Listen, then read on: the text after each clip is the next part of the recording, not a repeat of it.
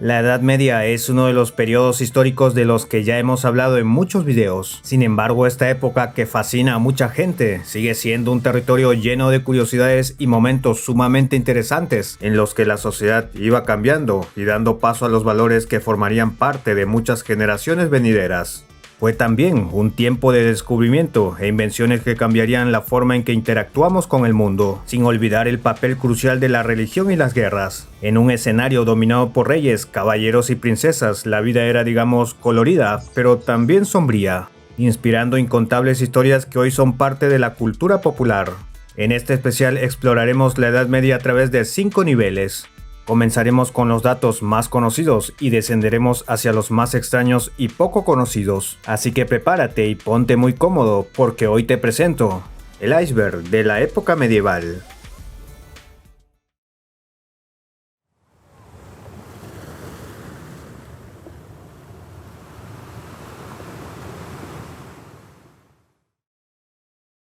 El título de caballero comenzó en la Edad Media para referirse a los soldados de caballería que luchaban en batallas.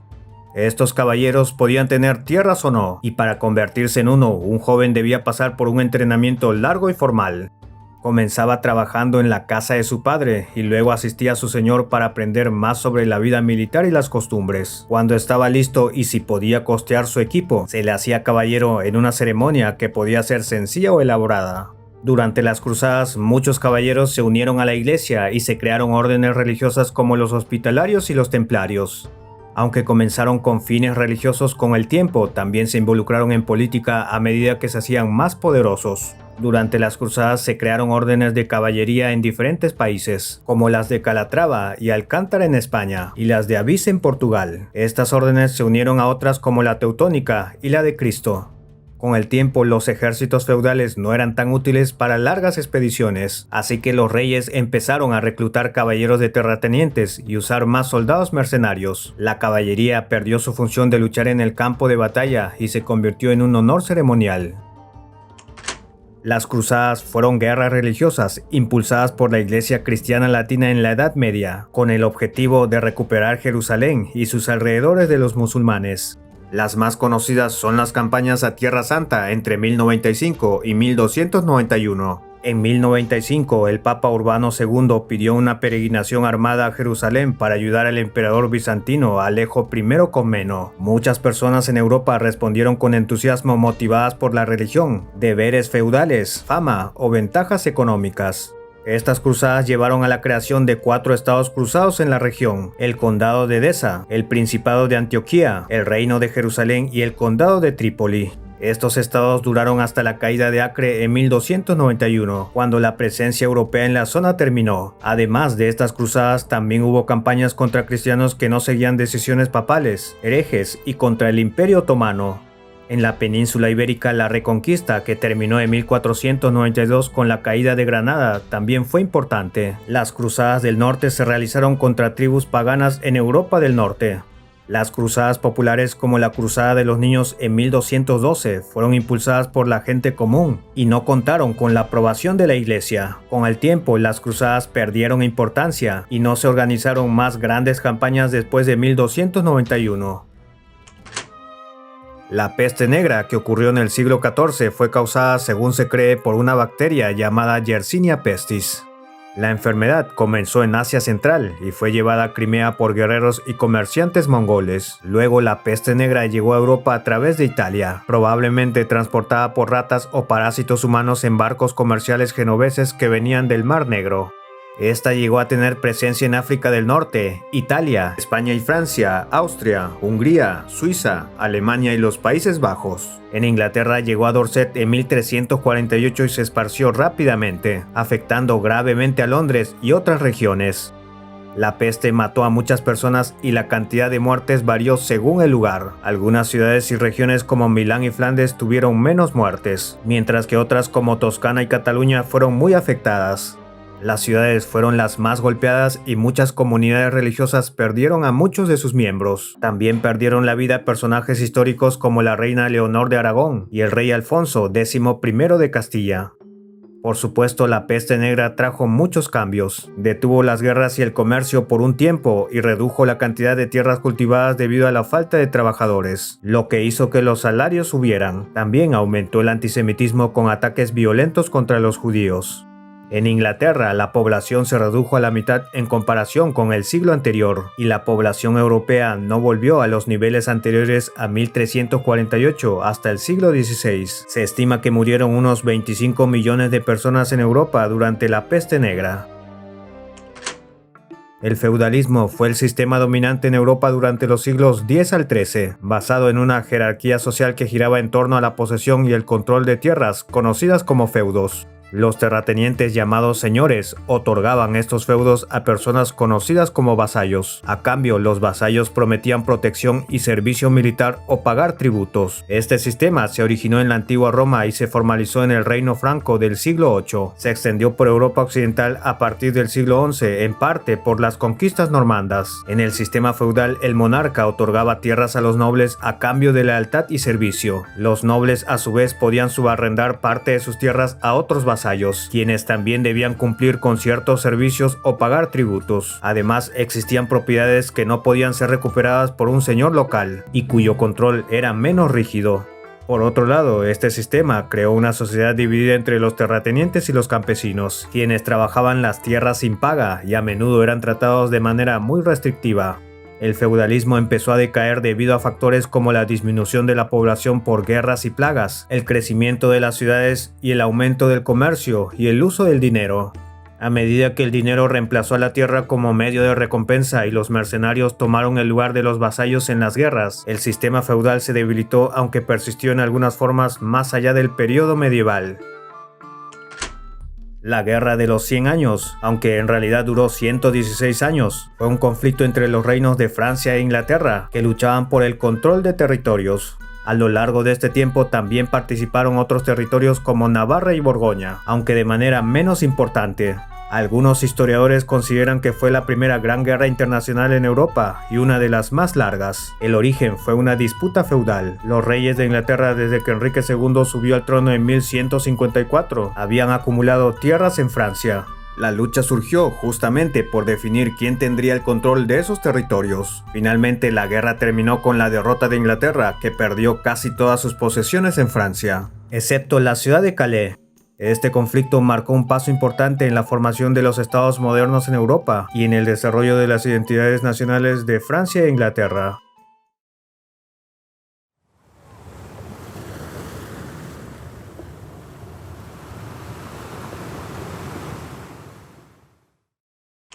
La Inquisición era un tribunal religioso encargado de investigar y castigar delitos contra la fe, los cuales eran conocidos como herejías. En un sentido más estricto, hace referencia a las instituciones de la Iglesia Católica y en algunos casos protestante, dedicadas a suprimir lo que consideraban herejía. Durante la Europa medieval, la herejía podía ser castigada con la pena de muerte, considerada la máxima sanción. La Inquisición medieval se estableció en 1184 en Languedoc, sur de Francia, para combatir la herejía cátaro-albigense. El Papa Lucio III, mediante la decretal Ad Abulendam, ordenó que se crearan tribunales episcopales para tratar estos casos en la cristiandad latina. Este tribunal fue apoyado por el emperador Federico I Barbarroja, aunque no imponía la pena de muerte.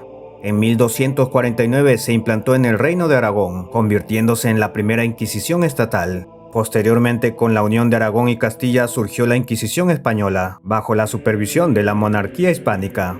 La Inquisición española extendió su jurisdicción a los territorios conquistados en América, aunque no estaba autorizado juzgar a los indígenas.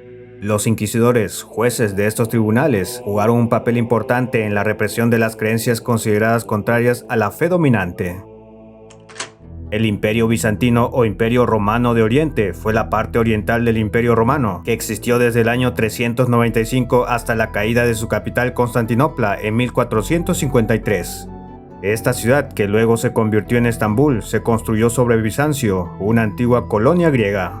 Al principio, el imperio se consideraba la continuación del Imperio Romano, pero con el tiempo adoptó una cultura más griega, incluso cambiando el latín por el griego como idioma oficial. A lo largo de su historia, el Imperio bizantino enfrentó muchas guerras y perdió territorios frente a enemigos como los sasánidas, búlgaros, árabes y turcos. Sin embargo, se mantuvo como una potencia importante en Europa y el Mediterráneo durante la mayor parte de la Edad Media. Aunque tuvo una breve recuperación en el siglo XII, comenzó a decaer hasta que los turcos otomanos lo conquistaron en el siglo XV. El imperio fue un defensor clave del cristianismo y ayudó a frenar el avance del Islam en Europa. También fue un centro comercial influyente, con una moneda de oro que circulaba ampliamente. Además, tuvo un gran impacto en las leyes, la política y la cultura de Europa y Oriente Medio, preservando muchas obras clásicas importantes. El Cisma de Occidente fue un periodo de división en la Iglesia Católica en el que hubo 2 y luego 3 papas al mismo tiempo, cada uno con su propio grupo de seguidores y cardenales. El conflicto comenzó cuando, tras el regreso del papado de Aviñón a Roma, se eligió como papa a Urbano VI bajo la presión de los romanos que pedían un papa italiano. Sin embargo, Urbano VI fue tan hostil con los cardenales que algunos de ellos declararon inválida su elección y nombraron a Clemente VII, quien se trasladó a Aviñón.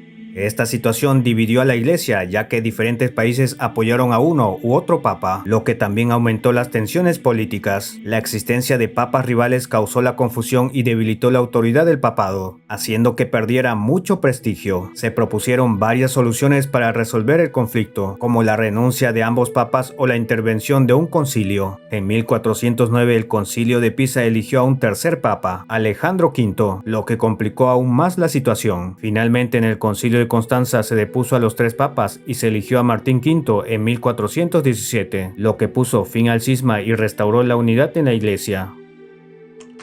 Los vikingos originarios de los pueblos nórdicos, principalmente de Escandinavia, eran guerreros famosos por sus incursiones y saqueos en Europa. Aunque eran conocidos por sus ataques violentos, también eran navegantes y comerciantes. El término vikingo se refiere tanto a los guerreros como a los países donde provenían, y su idioma era el nórdico antiguo.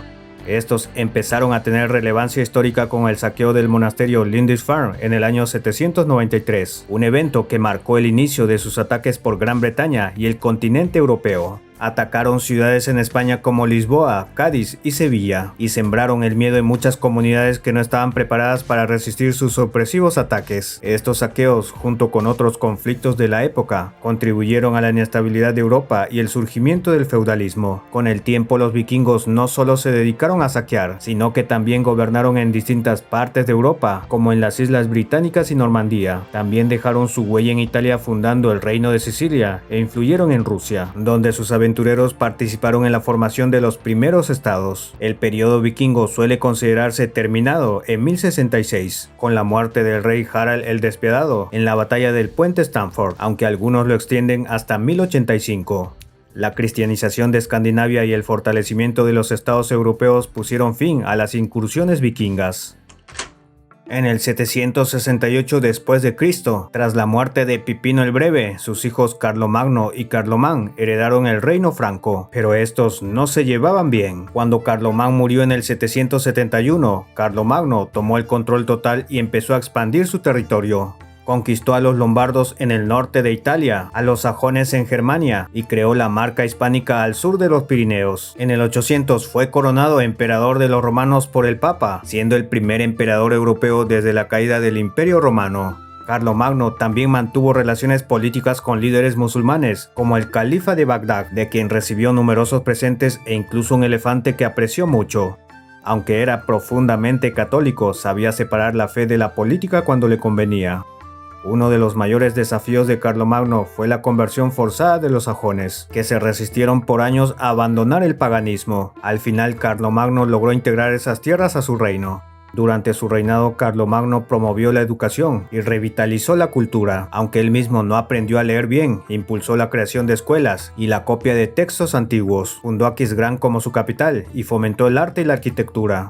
Murió en el 814 y fue enterrado allí. Su imperio, aunque poderoso, no duró mucho después de su muerte, pero su legado como padre de Europa influyó en la formación del Sacro Imperio Romano Germánico en el 962.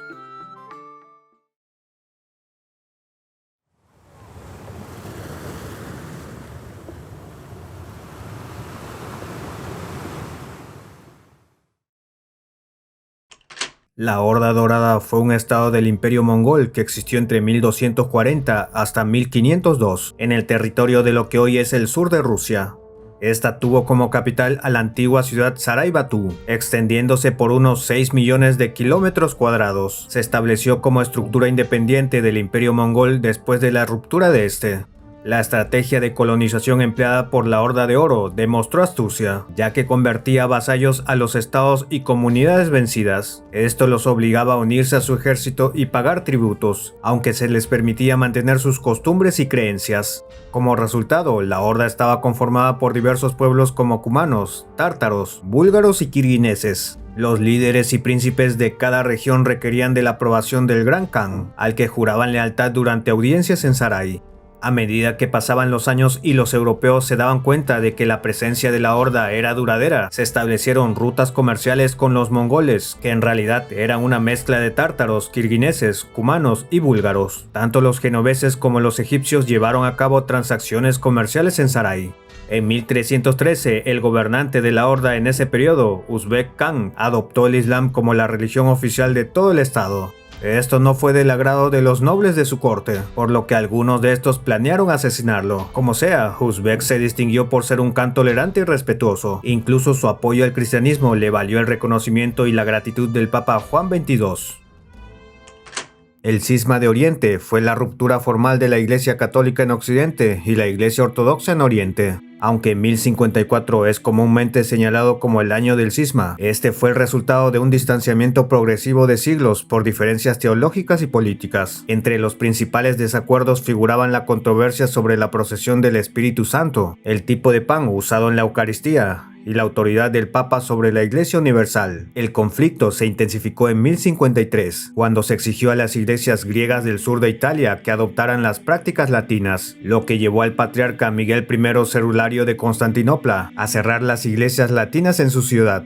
En 1054, el Papa León IX envió una delegación a Constantinopla que, al ser rechazada, excomulgó a Cerulario, quien respondió con una excomunión recíproca.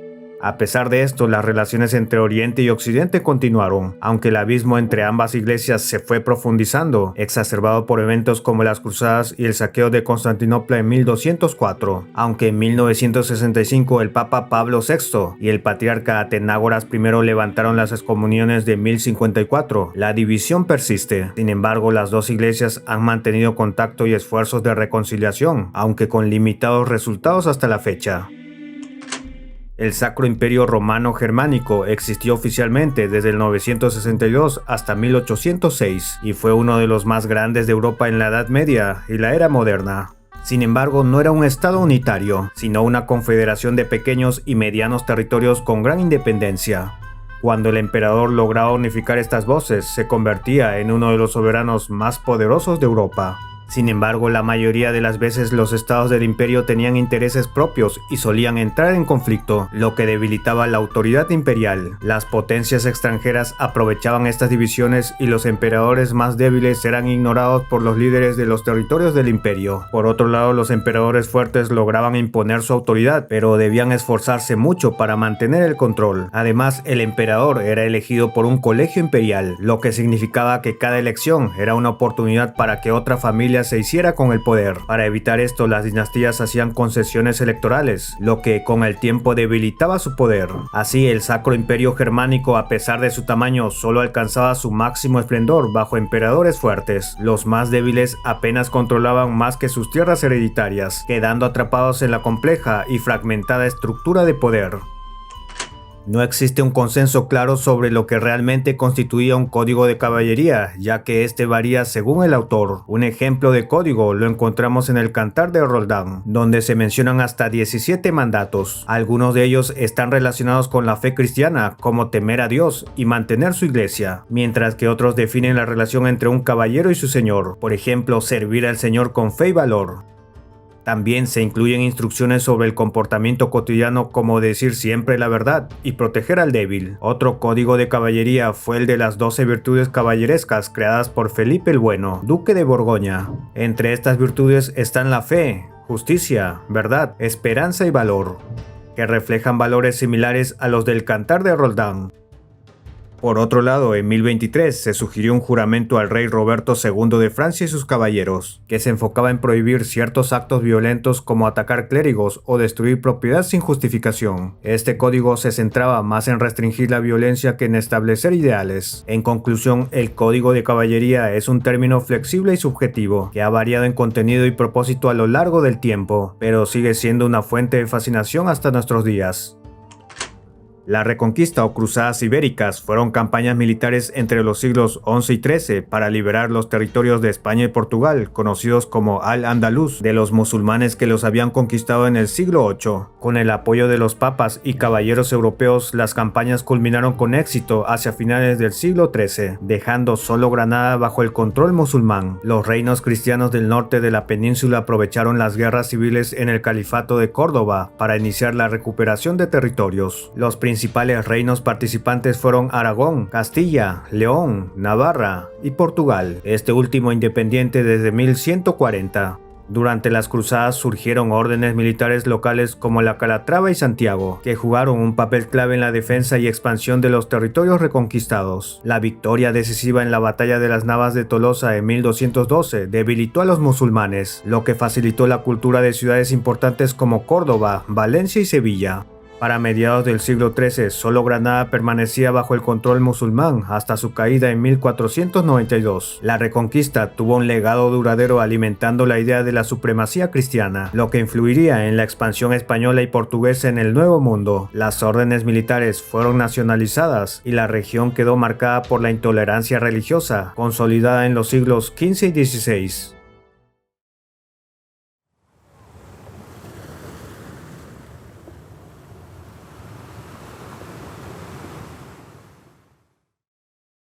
El concepto de la Tierra plana, según se piensa, fue adoptado por los eruditos en su totalidad durante la Edad Media. Sin embargo, la evidencia nos muestra que la creencia en que la Tierra era esférica está presente desde los tiempos de la antigua Grecia alrededor del año 240.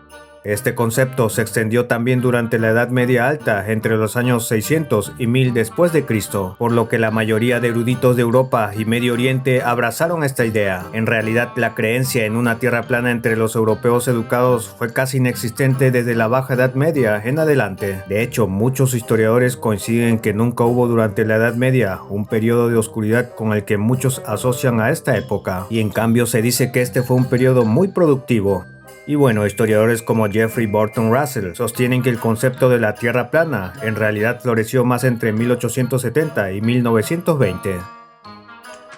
Ordo Virtutum es un drama litúrgico y alegórico compuesto por Hildegarda de Bingen, una santa abadesa benedictina y polímata alemana hacia 1151. Considerado la moralidad más antigua que se conserva tanto en texto como en música. Recordemos que las moralidades era un estilo de obra teatral alegórico común hacia el final de la Edad Media. Aquí el personaje principal interactuaba con representaciones simbólicas de distintas cualidades morales que intentaban guiarlo hacia una vida virtuosa. En fin, esta aparece en una versión sin música al final de Scivias, la obra más famosa de Hildegarda, y también en algunos otros manuscritos similares. Es posible que fuera interpretado por monjas en honor a la iglesia St. Rupert Berg en 1152. El argumento sigue la lucha del alma humana entre las virtudes y el diablo. La obra se divide en 5 partes: representación de las virtudes, quejas de las almas, tentación del alma por el diablo, regreso arrepentido del alma y procesión final. El diablo no canta, solo grita, ya que, según Hildegarda, no pueden producir armonía. Ordo Virtutum contiene 82 melodías en canto llano, alternando entre solistas y coro con partes melismáticas y silábicas, mientras que el diablo es representado por una voz masculina. Algunos sugieren que la historia refleja la relación entre Hildegarda y Richardis von Stade, amiga cercana que dejó su convento, pero que quiso regresar antes de su muerte en 1151. La danza de la muerte, o danza macabra, es un género artístico medieval que simboliza la universalidad de la muerte. En esta, la muerte, personificada como un esqueleto, convoca a personas de diferentes estratos sociales y etapas de la vida para bailar alrededor de una tumba, recordándoles que todos, sin importar su posición, pueden perder la vida. Se cree que estas danzas eran representadas y bailadas en el siglo XIV. Este tema macabro surgió con la literatura europea, especialmente en Francia. Extendió a otros países como Escocia. Durante la Baja Edad Media, el temor a la muerte predominaba sobre la resignación cristiana, reflejando el miedo a perder los placeres terrenales. La danza de la muerte tenía un doble propósito. Por un lado, advertir sobre la fugacidad de la vida, y por el otro, satirizar el poder igualitario de la muerte, que no discrimina entre clases sociales. Este tema también se plasmó en grabados famosos como los de Hans Holbein el Joven y Heinrich Haldegrever. En España se conserva en la Biblioteca del Escorial un manuscrito de la Danza General de la Muerte, escrito en el siglo XV. Consta de más de 600 versos en los que las figuras representativas de la nobleza, clero y plebe son invitadas por la muerte a unirse a su danza, reflejando el arte medieval que mostraba la muerte como un fenómeno inevitable y totalmente democrático. La Orden Teutónica, fundada en el siglo XII durante las Cruzadas, inicialmente se centró en brindar asistencia médica a peregrinos cristianos en Tierra Santa. Sin embargo, pronto evolucionó a una poderosa fuerza militar que jugó un papel crucial en la expansión territorial en Europa Oriental. Al igual que los caballeros templarios y hospitalarios, los miembros de la orden seguían votos de pobreza, castidad y obediencia, mientras se entrenaban en las artes de la guerra. La orden fue clave en la conquista y cristianización de Prusia y Livonia, regiones habitadas por tribus paganas, a través de campañas militares y construcción de fortalezas como el famoso castillo de Malbork, lograron imponer su dominio en estas tierras. Sin embargo, la expansión teutónica provocó tensiones con otros estados. En 1410, la orden sufrió una gran derrota en la batalla de Grunwald frente a una coalición de Polonia y Lituania, lo que marcó el inicio de su declive. A pesar de su debilitamiento, el legado de la orden es duradero. Sus castillos y fortalezas son hoy patrimonio de la humanidad, y su influencia en la cristianización y desarrollo de Europa Oriental sigue siendo notable. La Orden Teutónica, aunque inició como una institución hospitalaria, se transformó en una potencia militar que dejó una huella profunda en la historia medieval europea. La Cuarta Cruzada, organizada por el Papa Inocencio III en 1202, buscaba recuperar Jerusalén del control musulmán. Los cruzados, liderados por Bonifacio de Monferrato, se reunieron en Venecia, pero al no pagar los barcos venecianos, acordaron reconquistar Zara para los italianos. Aunque el Papa los excomulgó por saquear esta ciudad cristiana, levantó la prohibición para continuar con la cruzada. Sin embargo, en lugar de dirigirse a Jerusalén, los cruzados se desviaron hacia Constantinopla, influenciados por los venecianos y su líder, Enrico Dándolo. Deseosos de eliminar a Bizancio como competidor comercial, los cruzados llegaron a Constantinopla en 1203 y ayudaron a restaurar al emperador Isaac II y a su hijo Alejo IV, quienes prometieron apoyo financiero. Sin embargo, tras incumplir con la ayuda prometida, surgió el descontento popular y Alejo V tomó el poder. Ante la oportunidad, los cruzados atacaron la ciudad el 12 de abril de 1204. Tras una sangrienta toma, Constantinopla fue saqueada durante 3 días, destruyendo gran parte de su patrimonio cultural y religioso. El saqueo marcó la división del Imperio Bizantino entre Venecia y los cruzados, estableciendo el Imperio Latino. Aunque el Imperio Bizantino fue recuperado en 1261, nunca recuperó su antiguo esplendor. El saqueo de Constantinopla es recordado como una de las mayores catástrofes culturales de la historia medieval.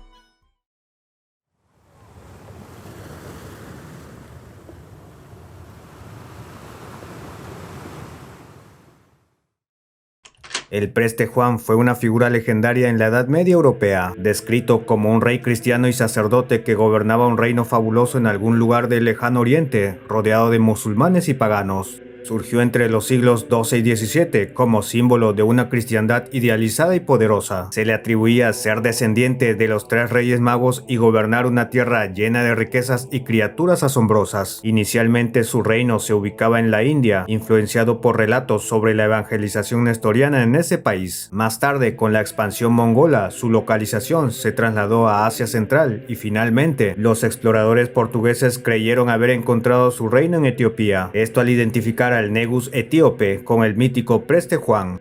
La leyenda cobró fuerza con ciertas cartas al Papa y al emperador Bizancio, donde se describían los tesoros y maravillas de su reino. Aunque jamás se lo encontró, la búsqueda del preste Juan impulsó expediciones durante siglos. Para muchos cristianos europeos, su figura representaba un símbolo de unidad y universalidad en tiempos de tensiones interreligiosas. Este mito también influyó en la literatura y exploración medieval, motivando a muchos aventureros a buscar este misterioso reino. En el siglo IX, 3 hermanos musulmanes conocidos como los Banu Musa destacaron en Bagdad por su impresionante ingenio. Abu Ja'far Muhammad, Abu el-Qasim Ahmad y Al-Hassan, hijos del astrónomo Musa ibn Shakir, recibieron una educación privilegiada en la Casa de la Sabiduría, el principal centro cultural de Bagdad, donde se traducían textos antiguos y se desarrollaban múltiples disciplinas. Los hermanos asumieron la dirección de esta institución y trabajaron en la conservación de obras clásicas que, de no ser por ellos, se habrían perdido. Su trabajo más conocido es el Kitab al-Iyal, libro de mecanismos ingeniosos escrito principalmente por Ahmad. Este describe aproximadamente 100 autómatas e inventos, algunos tan avanzados como una lámpara que se apaga sola y un instrumento musical que tocaba automáticamente. Aunque se basaban en parte en ideas de antiguos ingenieros como Herón de Alejandría y Filón de Bizancio, muchos de sus diseños eran innovadores. Los Banu Musa también crearon máscaras antigas, válvulas automáticas, juguetes móviles y una odalisca autómata que servía té, la cual algunos identifican como uno de los primeros robots de la historia. Además, hicieron importantes contribuciones a la astronomía y la geometría, estableciendo por ejemplo la duración precisa del año terrestre. El movimiento Bundschuh, que significa movimiento del calzado de cordones en alemán, se refiere a las conspiraciones campesinas que ocurrieron en el sureste de Alemania entre 1493 y 1517. Este movimiento, junto con otro llamado Pobre Conrad, no fueron levantamientos violentos, sino agrupaciones secretas de campesinos que se organizaron para protestar contra los abusos del poder, los altos impuestos y la servidumbre. Los campesinos usaban el Bundschuh, un calzado típico de la clase baja, como símbolo de su lucha contra los nobles que llevaban botas como símbolo de estatus. Uno de los líderes más destacados fue Jos Fritz, quien organizó varias conspiraciones en regiones como Alsacia, Brisgoria y la Alta Renania. Aunque sus movimientos fueron traicionados en repetidas ocasiones, Fritz logró escapar varias veces. Los objetivos de los rebeldes incluían la supresión de los tributos, la elección de sus propios jueces y la distribución de los bienes eclesiásticos entre los pobres. Este movimiento es considerado un precedente importante en la Guerra de los Campesinos Alemanes de 1524 y 1525. Aunque las conspiraciones no lograron resultados concretos, reflejaron el creciente descontento social y la lucha por la justicia entre los campesinos alemanes, que culminaría en un levantamiento mayor a principios del siglo XVI. La Santa Beme fue una sociedad secreta de inspiración cristiana fundada en Westfalia, Alemania, en el siglo XIII. Estos tribunales, integrados por jueces sin formación formal en derecho, tenían la capacidad de imponer penas capitales en nombre del Sacro Imperio Romano Germánico. Su sede original estaba en Dortmund y sus procedimientos eran a menudo secretos, lo que les valió los nombres de tribunales secretos o tribunales silenciosos. El auge de estos tribunales ocurrió en los siglos XIV y XV, aunque hay registros de su existencia desde los siglos XIII hasta su disolución en el siglo XIX. Recibieron su autoridad directamente del emperador y a diferencia de otros lugares, en Westfalia los tribunales bémicos mantuvieron el poder sobre la vida y la muerte, lo que les daba un carácter único y temido. Las sesiones de estos tribunales a menudo se llevaban a cabo en secreto y la asistencia estaba prohibida a los no iniciados bajo pena de muerte. Básicamente los jueces podían ser cualquier hombre del pueblo alemán, pero de buena conducta, y al ingresar recibían información secreta y símbolos de identificación. Con el tiempo, estos tribunales comenzaron a ser vistos como corruptos y abusivos. Finalmente fueron abolidos por Jerónimo Bonaparte en 1811, aunque siguieron existiendo en forma residual hasta el siglo XIX. El Malleus Maleficarum, conocido como el Martillo de las Brujas, fue escrito en 1487 por los monjes dominicos Heinrich Kramer y Jakob Sprenger. Este libro tuvo un impacto masivo en los juicios de brujas en Europa durante casi 200 años. Aunque la creencia en la brujería era anterior al cristianismo, el Malleus ayudó a formalizar las acusaciones y persecuciones de supuestas brujas, en especial durante los siglos XVI y XVII. El libro describe detalladamente los crímenes de las brujas, que iban desde pactos con el diablo hasta maleficios para causar impotencia. Aunque fue ampliamente utilizado por los inquisidores y jueces, incluso algunos teólogos lo rechazaron por sus procedimientos poco éticos y contradictorios con la doctrina de la Iglesia. A pesar de esto, el Malleus se convirtió en una herramienta clave en la caza de las brujas, promoviendo la idea de que las mujeres eran especialmente vulnerables a la brujería por su naturaleza supuestamente débil y su insaciable apetito carnal. Este libro también fue uno de los más populares en su época, solo superado en ventas por la Biblia. Aunque la Iglesia nunca aprobó oficialmente la caza de brujas, el Malleus Maleficarum contribuyó enormemente a la persecución masiva de mujeres en Europa. Obviamente hay muchos datos más sobre la Edad Media que no se han mencionado. Déjame ahora en comentarios otros datos que merecerían estar en este especial. Y de paso cuéntame qué datos te sorprendieron más sobre la Edad Media. Espero hayan disfrutado de este formato y si desean que haga lo mismo de otras épocas, pueden dejarme una sugerencia. O si quieren que haga una segunda parte de este video, también pueden decírmelo. Estaré leyendo sus comentarios. Por ahora esto ha sido todo por este capítulo. Recuerda que si este video fue de tu agrado, dale un generoso like y compártelo para que más gente lo vea. Sígueme en todas mis redes para hacer que esta comunidad crezca más y más. Todos los links los dejaré en la descripción. Y si esta es la primera vez que te cruzas con un video mío, te invito a que te suscribas y actives todas las notificaciones. Te aseguro que no te arrepentirás. Sin más, gracias por escucharme y nos vemos hasta un próximo video. Hasta pronto.